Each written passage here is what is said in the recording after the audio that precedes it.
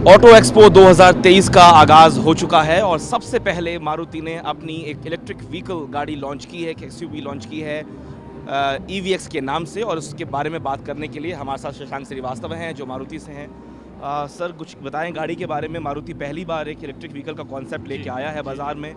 मारुति के बारे में सब लोग जानते हैं कि हिंदुस्तान में सड़कों पे सबसे ज़्यादा गाड़ियाँ मारुति सुजुकी ही दौड़ती हैं।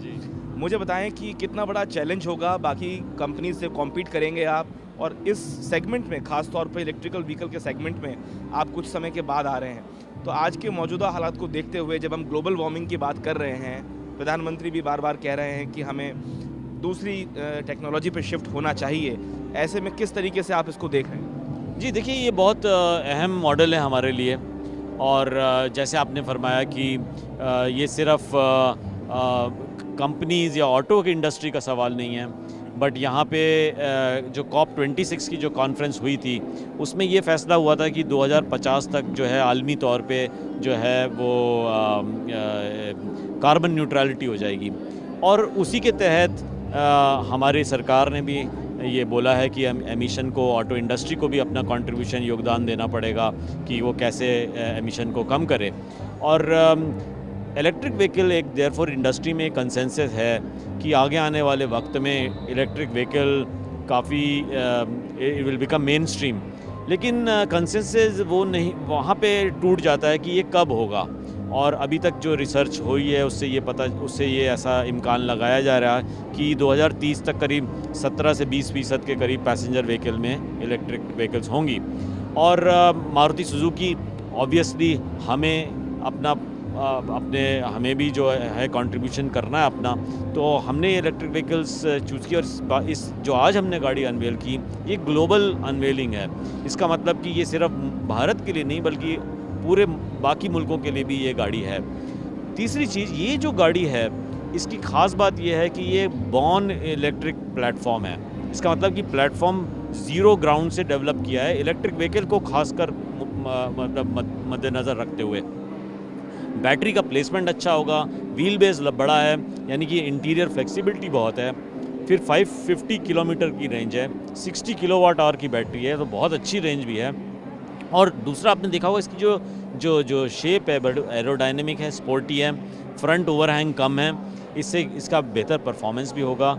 और जो CD फैक्टर जिसको बोलते हैं, कोएफिशिएंट ऑफ ड्रैग, वो कम होगा। तो इसलिए ओवरऑल बहुत अच्छा पैकेज है और हमें उम्मीद है कि ये मार्केट में जब आएगा तो बहुत अच्छा परफॉर्म। किस रेंज में होगी, किस प्राइस सेगमेंट की गाड़ी होगी? देखिए, प्राइस का अभी मेरे ख्याल में इस समय बात करना शायद वक्त से पहले बात करना होगा, क्योंकि अभी 1.5-2 साल हैं इस गाड़ी को आने में।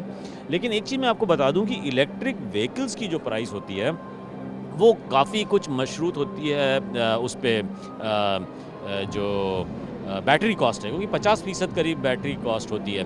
अब बैटरी कॉस्ट कम करने के लिए सुजुकी ने एक लोकलाइजेशन का सोचा है और उसके लिए 10,000 करोड़ रुपए का भी इन्वेस्टमेंट कर रहे हैं। तो हमें उम्मीद है कि इस लोकलाइजेशन से बैटरी की कॉस्ट कम हो सकेगी, उससे हम ओवरऑल प्राइस भी अच्छी कर सकेंगे।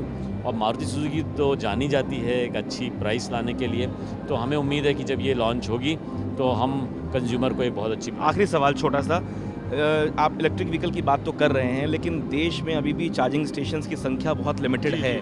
ऐसे में लोगों के मन में ये सवाल ज़रूर आएगा कि इलेक्ट्रिक व्हीकल की अगर वो स्विच करते भी हैं पेट्रोल डीजल को छोड़ के, तो चार्जिंग स्टेशंस कितना बड़ा एक चैलेंज होगा खास तौर पे ऑटोमोबाइल कंपनीज के लिए? जी, बहुत बड़ा चैलेंज है। मैंने आपको बताया था कि 2 वजह से EVs का पेनिट्रेशन हमारे मुल्क में और आलमी तौर पे कम है। वो उसकी एक तो कॉस्ट ऑफ एक्विजिशन प्राइस, और दूसरा ये है कि चार्जिंग इंफ्रास्ट्रक्चर। एक रेंज एंग्जाइटी होती है कि अगर क्या हो गया अगर मेरा चार्जिंग कम होती, तो उसके लिए एक बहुत बड़ा सवाल है।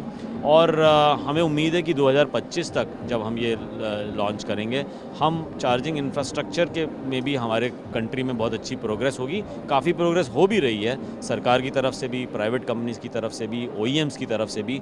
और आपने बिल्कुल सही बोला कि आज शायद वो कस्टमर को वो कन्वीनियंस नहीं है। और मैं मारुति के मुतालिक ये बोल सकता हूँ कि अगर ऑप्टिक्स के हो कि मतलब गाड़ी को उतारना है, मार्केट में दिखाना है, या कस्टमर कन्वीनियंस को देखना है, तो 100 में से 100 मरतबा हम कस्टमर कन्वीनियंस चूज़ करेंगे। तो जब तक कि हम गाड़ी उतारेंगे, हमें उम्मीद है कि चार्जिंग इंफ्रास्ट्रक्चर भी काफ़ी हद तक दुरुस्त होगा।